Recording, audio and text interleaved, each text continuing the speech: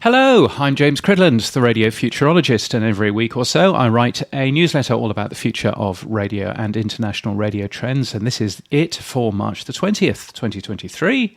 Can your presenters publish to your website? Because there was a great tweet from Amanda White last week highlighting just how hard it is to get anything done at the BBC, and I can corroborate much that's in the tweet as well. Here's a choice quote for you. The choice quote is, I can take control of a radio station and open the mic to hundreds of thousands of people. I can broadcast live on television, but I'm not trusted to post anything on the BBC website. Now, it is 25 years ago now, and much has changed, but when I worked at Virgin Radio, we gave our presenters the tools, if they wanted them, to be able to post directly onto the Virgin Radio website. Why wouldn't we do that? And I hate to mention it to Amanda, but as a BBC senior manager in the late 2000s, I was able to publish directly to the BBC website without any editorial oversight, which I found a little bit strange. Anyway, BBC local radio journalists went on strike last week, protesting at the loss of local programming on these stations, and full marks to the BBC's Gail Lofthouse on BBC Radio Leeds, who ended her live show this way before giving over to the strikebreakers. You can get epicondylitis whether you play what or not. The answer is tennis. It's tennis elbow, something I have had. And I have never played tennis in my life. Question number 3. In the body, ossicles are very small what? I can't tell you how many times people have said testicles to me, and it's not right. The answer is bones. And finally, what is the common word for a sanguineous crust? The answer is scab. Enjoy the rest of your day. I shall return tomorrow after 11 o'clock. Yikes.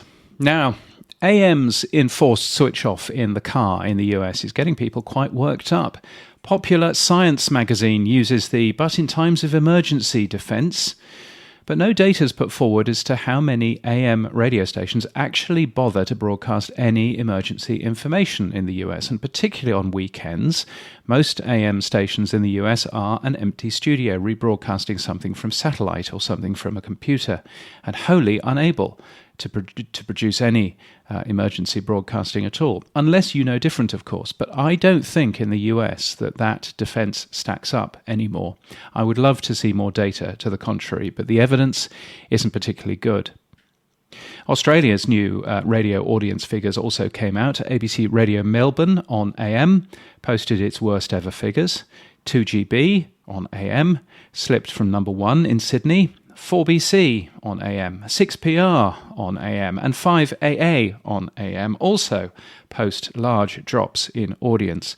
ABC Local Radio in other cap cities on AM showed a small rise in audience after, for most, their worst figures, and ABC RN on AM is currently near its lowest figures as well.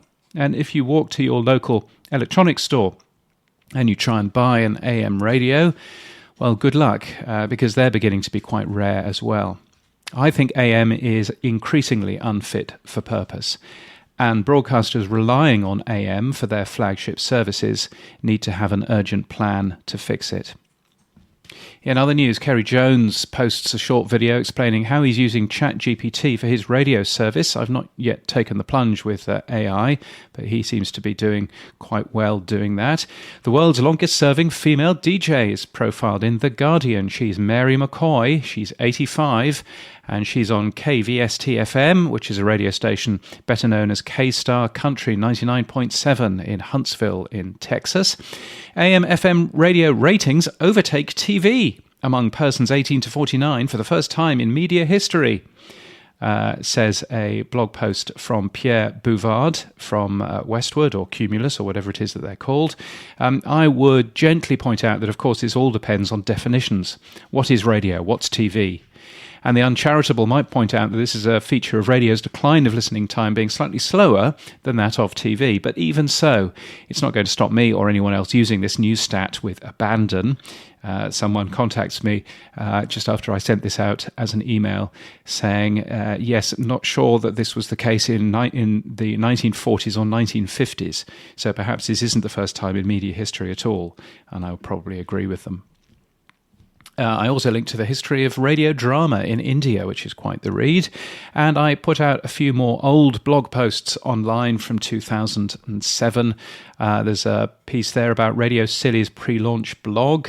There's a piece there about John C. Dvorak, who says all sorts of silly things about internet radio, highlighting the mistakes that many commentators make when assuming that the internet is free to broadcast on. It's not. Bandwidth costs serious money if you're doing it properly.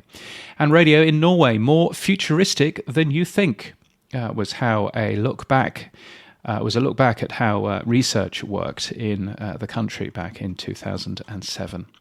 And finally, Paul Easton's funeral will be at Chilton's Crematorium in Amersham in Hampden Chapel on Monday, the 27th of March at 11 a.m. There will be refreshments afterwards at the King's Arms Hotel, and I hope the wine list is good for his sake. Thank you to Richard Hilton, to James Masterton, and to Brunn Audio Consulting for your ongoing support of this newsletter and this podcast. I'm very grateful to you. If you'd like to support my work in any way, please do. Buy me a coffee. buymeacoffee.com/James Cridland is where to do that. You can give regularly or just give a one-off coffee or 5, then that's all good.